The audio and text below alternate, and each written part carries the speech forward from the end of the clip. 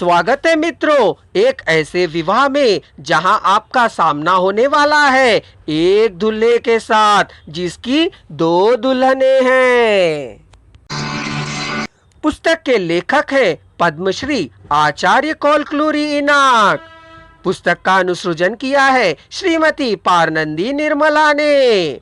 पुस्तक का प्रकाशन किया है गीता प्रकाशन ने। मेरी पगली बहना नल्लम्मा को मैं अपना मुंह कैसे दिखाऊं। बुज्जी से बढ़कर नल्लम्मा पर ही मुझे दुख उमड़ रहा है। एक ने भोजन को दो जनों को खिलाना किस तरह से भला है, यह मेरी समझ में नहीं आ रहा है।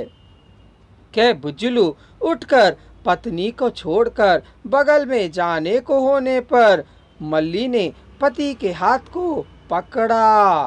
बुज्जलू ने झकझोर दिया। जाता हुआ ना जाकर खाट पर ही बैठ गया। मल्ली नीचे जमीन पर बुज्जलू के पैरों के पास बैठ गई। उसके पैरों को वह दबाती हुई गलती मेरी ही है कहा। पत्नी की आंखों में दया से देखा। उसकी आंखों से आंसू बहने लगे। मल्ली ने पूछा। विवाह के मंडप में कोई हलचल नहीं थी।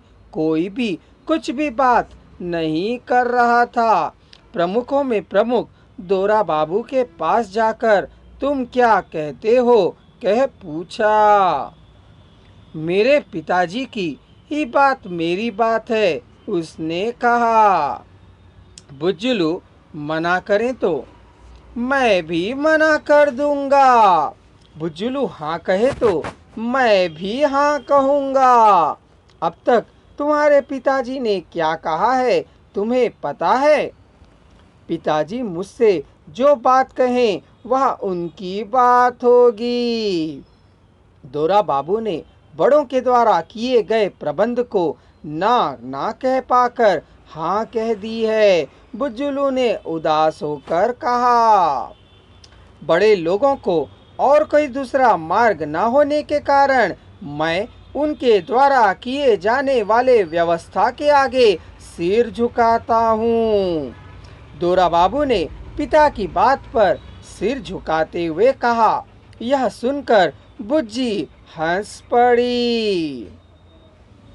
उसकी हंसी में बच्चों की सी नादानी फूट रही थी। मुव्वा भी हंसी।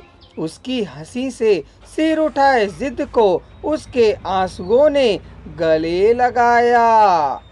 विवाह मंडप में अब एक दूल्हा और दो दुल्हन दिखाई दिए। यह ऐसा ही है, इसी की नाम जिंदगी है। यह किसी के द्वारा खिलाया जा रहा खेल है, कठपुतलियों का खेल। दोरा बाबू, बुज्जी और मुव्वा तीन कठपुतलियों ही हैं। यह तीन कठपुतलों का खेल है। फुलैया ने घास के ढेर में धसी जाती हुई कमर को सीधा कर ठीक से सीधे बैठते हुए कहा। बूढ़े लोग खिलाते हैं, बच्चे लोग खेलते हैं, बड़े लोग बच्चों में इच्छाओं की आग सुलगाते हैं, फिर उन्हें बुझाते हैं। वे इनके कठपुतले हैं। बचपन की छटपटाहट को जिंदगी की राह पर नीलाम करना बड़ों को अच्छा लगता है। उनके अच्छे बुरे को वे जितने अच्छे ढंग से देखते हैं, उस तरह से वे अपनी अच्छाई अपनी बुराई के बारे में सोचते नहीं हैं। कह बड़े लोग उन्हें गलत रास्ते में ले जाते हैं। बड़े लोग बच्चों को उनकी ज़रूरतों को देखने नहीं देते हैं। बच्चों में बुद्धिमत्ता का ना बढ़ना ही उनकी भलाई समझते हैं। उन्हें होशियार बनाने का मौका नहीं देते हैं।